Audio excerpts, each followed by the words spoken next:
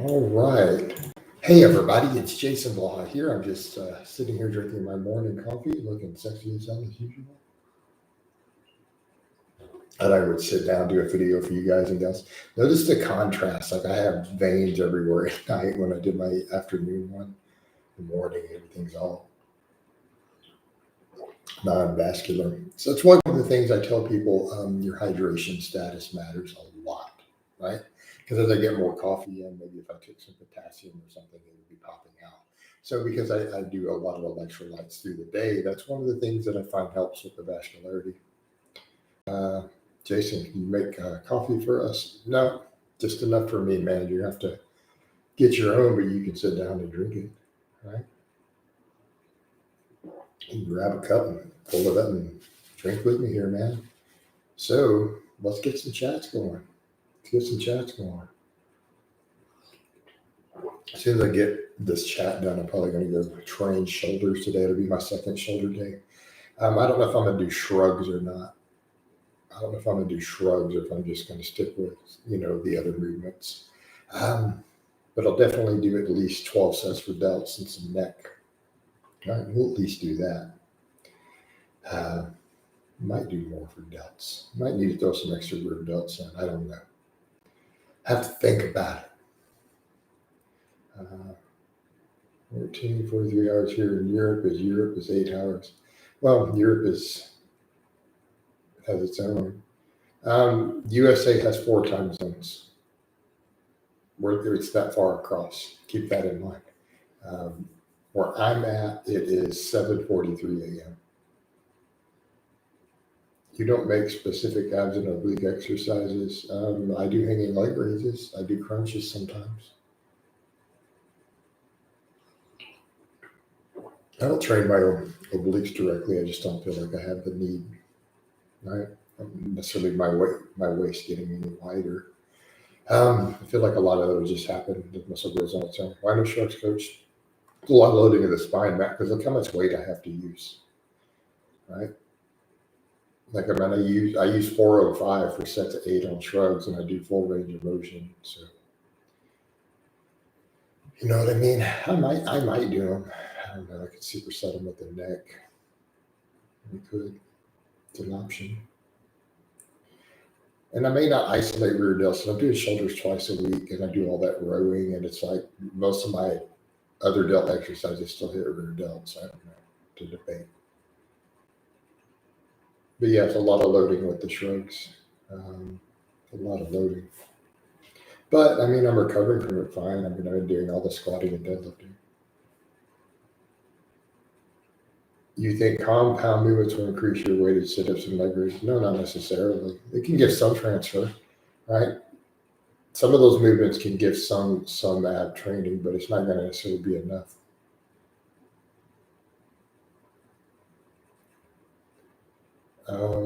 You ever put training on the back burner to concentrate on other important areas in life? No, because it's all related to my career. Like, this is my job. I mean, I'm a coach, and then I have social media. So, I mean, these are my other income streams come from my social media, my coaching being the biggest, but the social media feeds the coaching. Like, this is literally my full-time profession, particularly the coaching. So, I mean, no. Till I'm where I want to be with all of it, then probably not going on the back burner.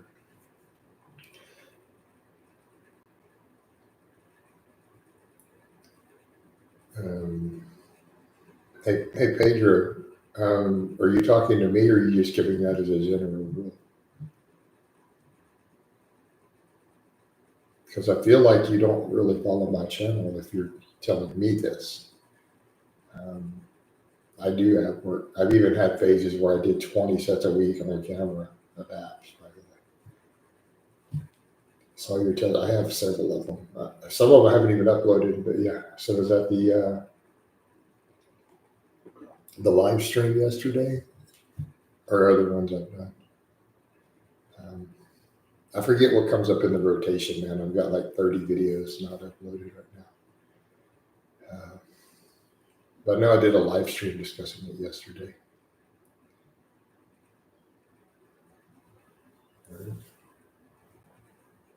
And I look so much different in these morning ones sometimes, especially if it's cool in here. Right? I have the fan on too. We'll get a good pump going here in a bit in the gym. Get that happening. Oh, also, if you guys, I would appreciate it if any of you use Facebook. Follow me on my Facebook page and go down and engage on my stuff real quick. It would be appreciated. I let someone do that yesterday in here. They jumped in. All right. All right. Yep. Got to get that cross flow of outreach.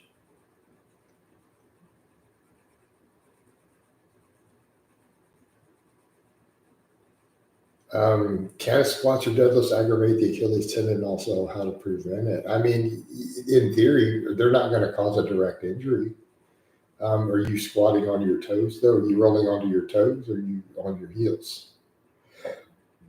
I mean, if you're on your heels, it shouldn't ever create the problem.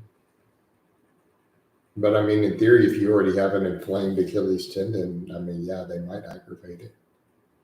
I don't know how to prevent it. Don't have an inflamed Achilles tendon. I mean, I'm also not a physical therapist. Well, you need to learn how to squat. I have coaching slots open. All right. We can teach you how to squat. Jason, do you think Noble Natty's community is going down the drain? I don't know. I haven't looked at what they're doing. But I mean, let's be real. They've always were down the drain. But realistically, I don't think people care about the natty thing. Well, look at the polls I put up a while back regarding gear. Average person doesn't even hold a negative moral view of gear use who lifts. It was 8% of people in my poll, and like 1,000 people voted. 8%. Like that is a dead community. And so the ones who are going to do the high and mighty, no, dude. That's going to have to be its own little cult-like thing. At this point in the game, most people are fine with testosterone and stuff. TRT is very mainstream. I think we're going to see a point where more and more just fitness influencers stop doing the fake natty thing unless they're literally trying to sell supplements.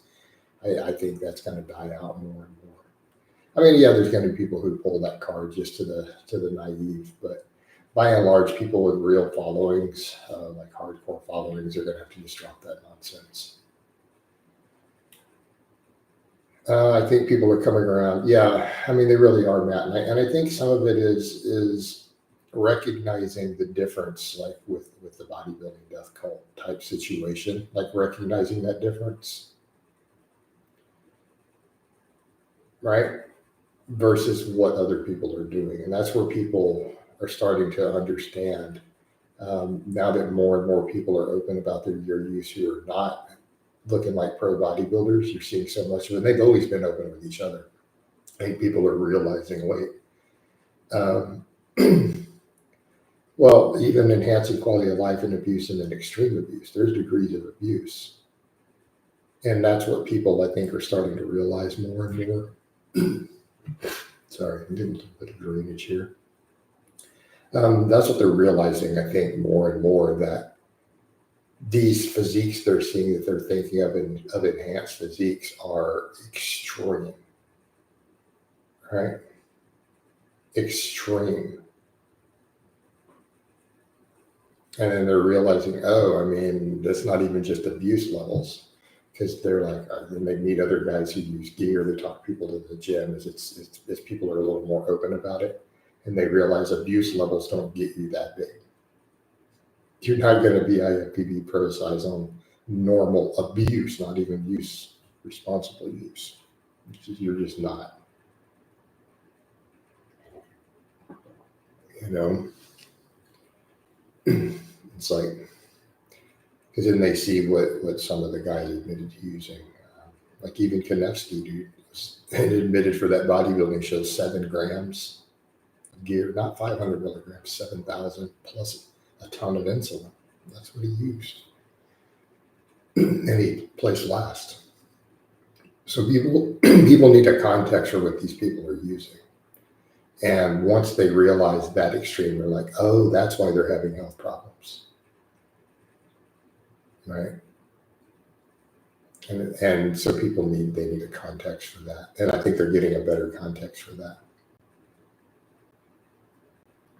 So those guys are not, they're just using some steroids. So no, they're using amounts that would literally blow your mind.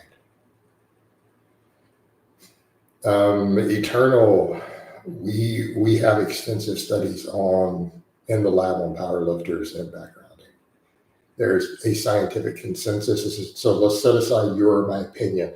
Let's go with what the leading biomechanics researchers say on a max deadlift. You ready? So this has nothing to do with my opinion. Let's set this aside. This is the opinion of PhDs in biomechanics and physical therapy when looking specifically at power lifters who compete.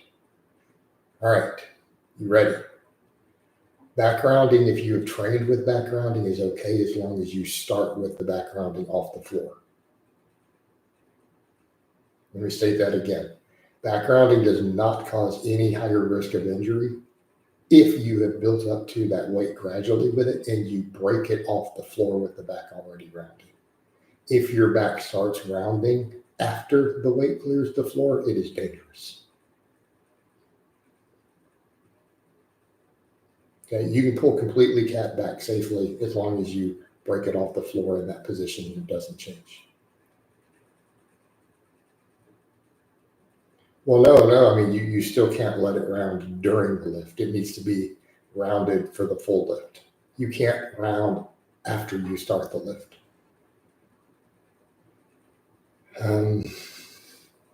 Jason, if your current goal is to get lean, would it be silly to stay at maintenance if you're still making strength gains on your lifts, or should you go?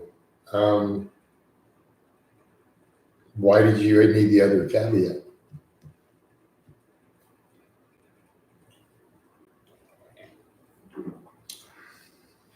If your goal is to get lean, I mean, you could recomp at maintenance, but if your goal is to get lean, you should probably do a very small deficit, possibly.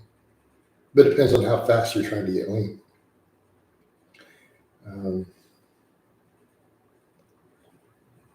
So basic, let's see, in what variations do you lift more pounds, in pin or red press or regular or red press? I don't know.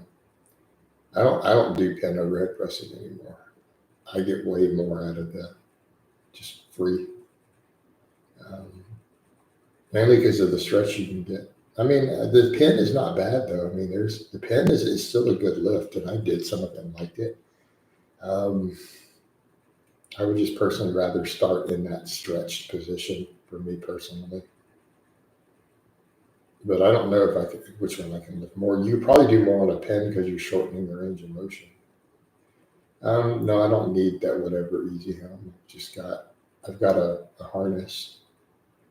I think that easy helm, like you can't put any real weight on it, can you? Like, what are you doing, 100 rep sets? I mean, I saw that when people were putting like 20 pounds on it. It's like, bro, come on. And you see what weights I use for a neck harness. If I go from a 50 kilogram push press to 140.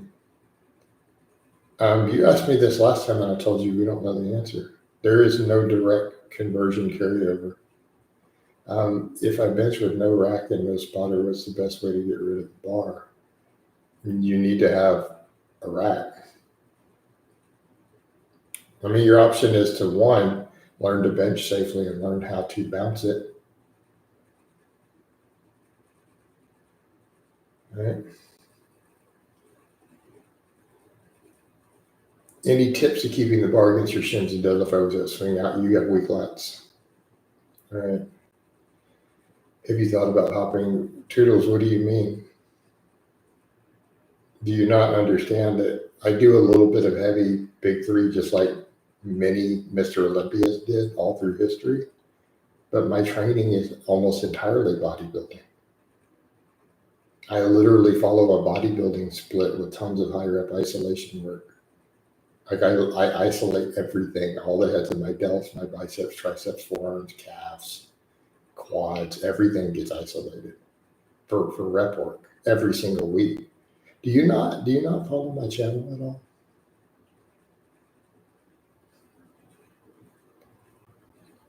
Right? Like today's my second, I'm doing 2 shoulder days every week. So you're going to see me literally come in and do not just overhead pressing upright rows, but laterals and front raises and shrugs and all that stuff.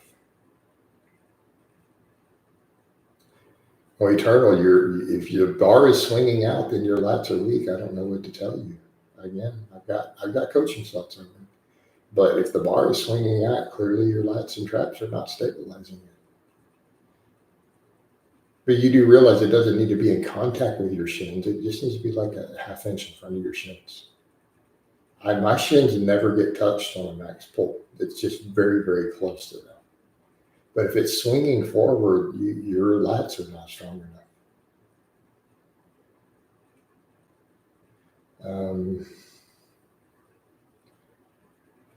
Those half squats, I think that they contribute to knee pain, yes. And your most, hey, Toodles. Well, I did a 3x3. But what about all the other work? I mean, Toodles, what do I do after the bench? And didn't Ronnie Coleman do that? Didn't Arnold Schwarzenegger do that? So is that not bodybuilding?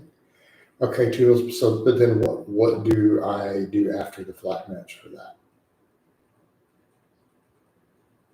I do rep work on the incline bench. I do rep work on dumbbell inclines. I do rep work on pullovers, right? You even see me do flies here and there. So after I bench, I go to 2 different incline exercises, right? I mean, you've seen me do 225 for 10 on the incline, right? All paused. Things like that. All the dumbbell work, all the pullovers, very bodybuilder. Jason, do you think it's worth training?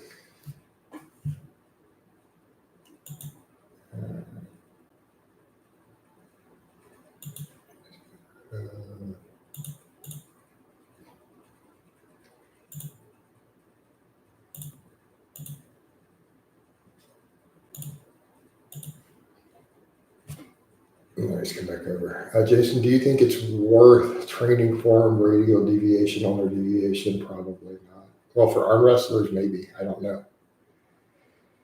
Dr. Blaha, what do you do to get full round double glutes? Train your glutes. I was told, well, deadlifts stabilize a lot, but no. The best lat exercise, weighted pull-ups. 225 to 10. It was a PR, but now we're setting new PRs. Right? So I hit that PR on camera, all pause. Those were all pause reps.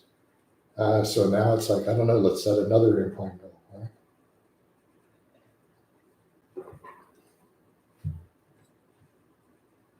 I'm not going to do firearm discussion right now. This not on this platform. So Francis, my next, I want a 315 incline. No, I'm not going to start another channel. This channel already takes enough work.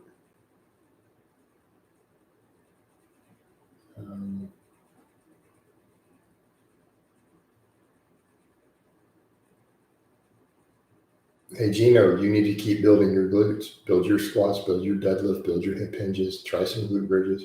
Dude, get your glute bridges up to 500 for 10, and you'll have glutes. Well, Francis, I don't count a 30-degree as an incline. It's 45, dude. 45-degree incline is what I bench on. So that's the goal. That's my next incline goal. I want 315.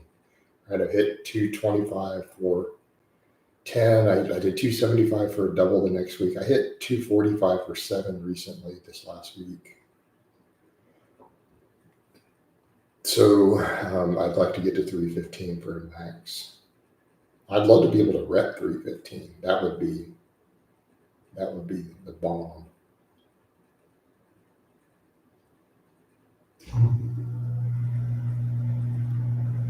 Unbelievably, hey coach, long femurs make the barbell squat really tough to progress. I still do them, but find hack squats easier. I believe everyone almost should do some sort of assistance to their squat, whether it's a machine or single leg exercises. You have any goals for seated, overhead press, and standing? I don't know. I don't know if I want to set a standing. I hit 135 for 10 on my back. I don't know. I have a love-hate with the standing. I may just stick with the seated for now. I feel like it probably gives better carryover in my incline, and my incline is more important to me. I feel like the incline is going to help me the most in terms of the pressing for aesthetics as I continue to get leaner. So I'll probably stick with the seated. All right. Because again, that seated one, I feel it has the most potential to improve the incline. I don't know. I'm not against this card.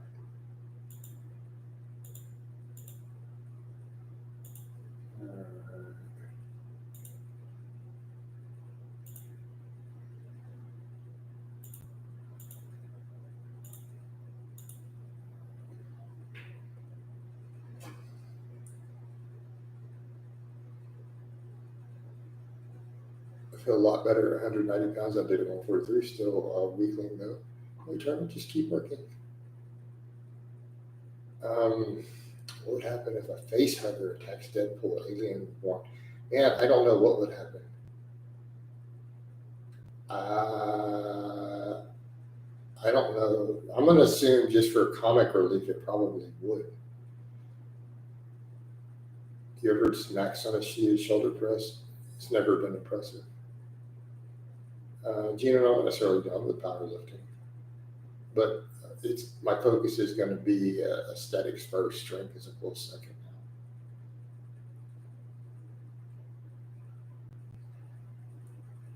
Coach, are some people predispositioned to struggle to gain lower body mass? No, not really. No toodles. I did martial arts as a kid. I have not done any as an adult, and I'm not interested really in doing martial arts content. Eternal, yes, I obviously still enjoy guns. I still carry every day. I'm an everyday carry guy. So I don't know if enjoy is the term. It's either a tool. They're a tool. They're a normal part of my life.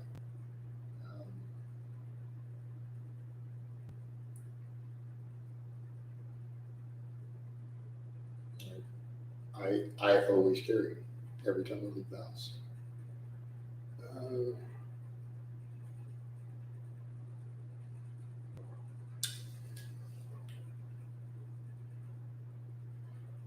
Gino, no, because I already maximized my glutes. You need more glute focus. My training has a ton of glute work. Yes, Toodles, I voted. I'm not going to go into the specifics, but yes, I voted.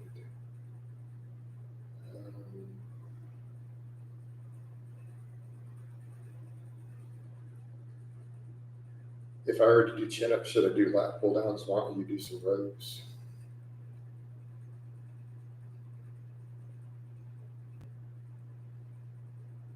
How about that? So if you're struggling with your deadlift and lat positioning, you can do pull-ups and then do some heavy rows, get real strong at barbell rows. Gino, I box squat 500 pounds.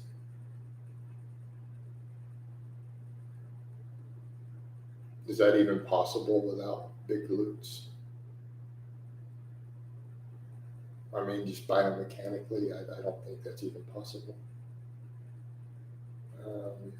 Because I move a lot too.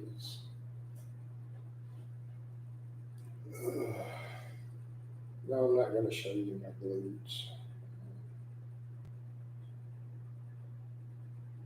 All right, guys. I'm getting weird on me.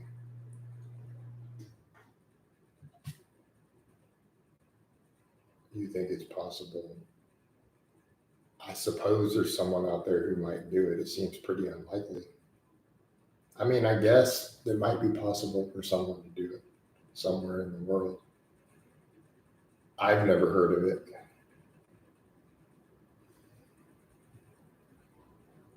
You know,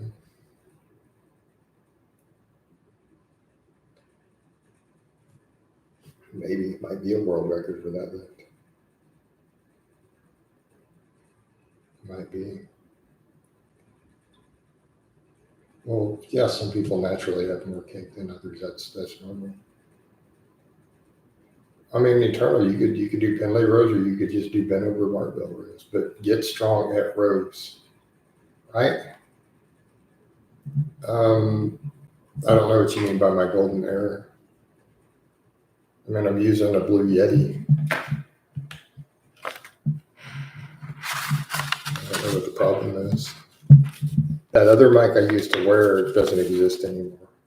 Like, I literally can't use one of those camcorders. Those mics, they stopped manufacturing that entire series. Can't replace it. But I'm not sitting in front of a camcorder anymore these days. I do everything off webcam or iPhone. And so the webcam stuff and everything here, I just use the Blue Yeti. All right. So I think I'm going to go ahead and wind this down, go get my lifting on. So I hope it's been informative, and I'll talk to you guys and gals next time.